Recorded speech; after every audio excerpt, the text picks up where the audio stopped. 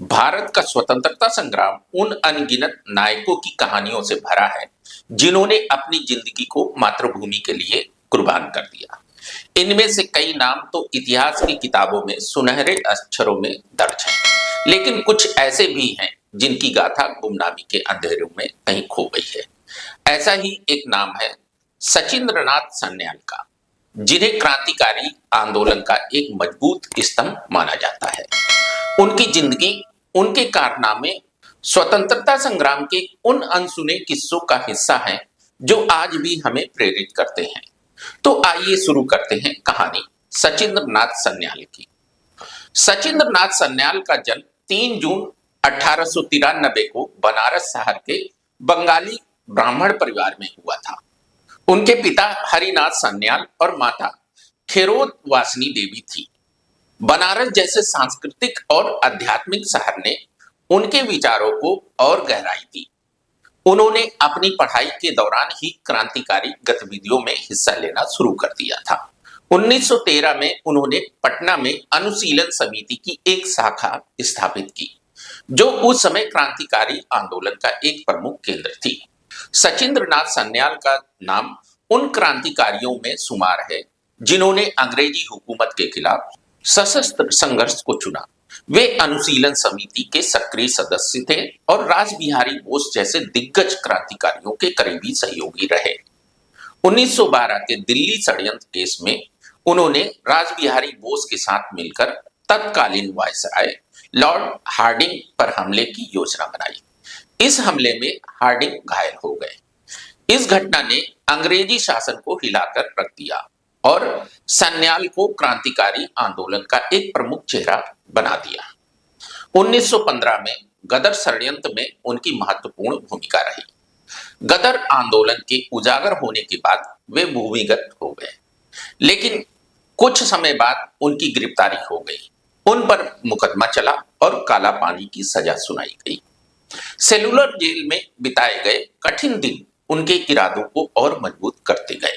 Jail में रहते हुए उन्होंने अपनी आत्मकथा बंदी जीवन लिखी, जो क्रांतिकारी विचारधारा और उनके अनुभवों का एक अनमोल दस्तावेज है।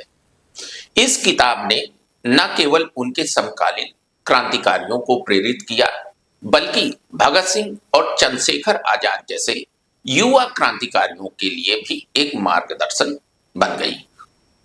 1922 में जेल से रिहा होने के बाद सान्याल ने फिर से क्रांतिकारी गतिविधियों में हिस्सा लिया। उन्होंने 1924 में हिंदुस्तान रिपब्लिकन एसोसिएशन की स्थापना की, जिसका उद्देश्य सशस्त्र क्रांति के जरिए अंग्रेजी शासन को उखाड़ फेंकना था। उन्होंने द रिवॉल्यूशनरी नामक घोषणा पत्र लिखा, जिसे 1 जनवरी 1925 को उत्तर भारत के प्रमुख शहरों में बांटा गया। इस घोषणा पत्र में उन्होंने स्वतंत्रता के लिए सशस्त्र संघर्ष की आवश्यकता पर जोर दिया और युवाओं को क्रांति के लिए प्रेरित किया। सान्याल का नाम काकोरी कांड से भी जुड़ा, जिसमें हिंदुस्तान रिपब्लिकन एसोसिएशन ने अंग्रेजी सरकार के खजाने को लूटने की योजना बनाई। इस कांड में राम प्रसाद बिस्मिल और अशफाक उल्लाह जैसे क्रांतिकारियों ने भी हिस्सा लिया। हालांकि यह योजना असफल रही और सान्याल सहित कई क्रांतिकारियों को गिरफ्तार कर लिया गया। उन्हें फिर से काला पानी की सजा दी गई। इस बार उनकी सजा और भी कठिन थी और उनकी पैतृक संपत्ति को भी जब्त कर लिया गया। सान्याल उन गिने चुने क्रांतिकारियों में से थे जिन्हें 2 बार सेलुलर जेल भेजा गया।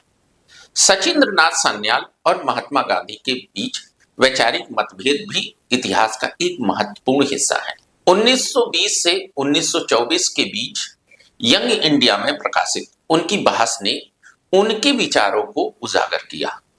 गांधी अहिंसक आंदोलन के पक्षधर थे, जबकि सान्याल का मानना था कि स्वतंत्रता केवल सशस्त्र क्रांति से ही हासिल की जा सकती है। उनकी यह दृढ़ता उनके लेखन और कार्यों में साफ झलकती है। भगत सिंह ने अपनी किताब मैं नास्तिक क्यों हूं में सान्याल के हिंदू धर्म में विश्वास और उनके क्रांतिकारी विचारों का जिक्र किया है।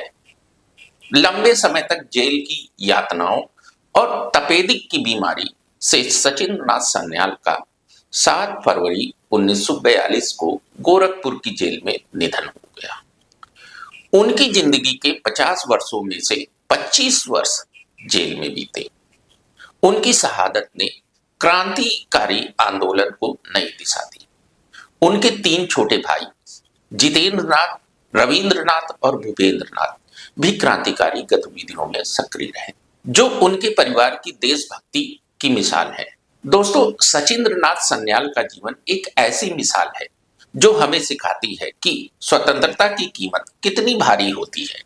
उनकी जिंदगी का हर पल, हर कुर्बानी और हर विचार आजादी के लिए समर्पित था। वे उन गुमनाम नायकों में से हैं जिनके बिना भारत का स्वतंत्रता संग्राम अधूरा है।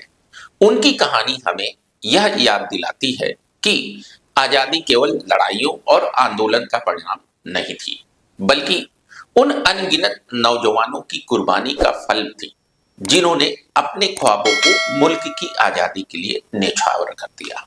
सान्याल की शहादत को सलाम करते हुए हमें यह संकल्प लेना चाहिए कि उनकी तरह हम भी अपने देश के लिए कुछ कर गुजरे। तो दोस्तों, यह थी सचिंद्रनाथ सान्याल की कहानी। ऐसी और कहानियां सुनने के लिए बने रहें हमारे साथ। जय हिंद, जय भारत, वंदे मातरम।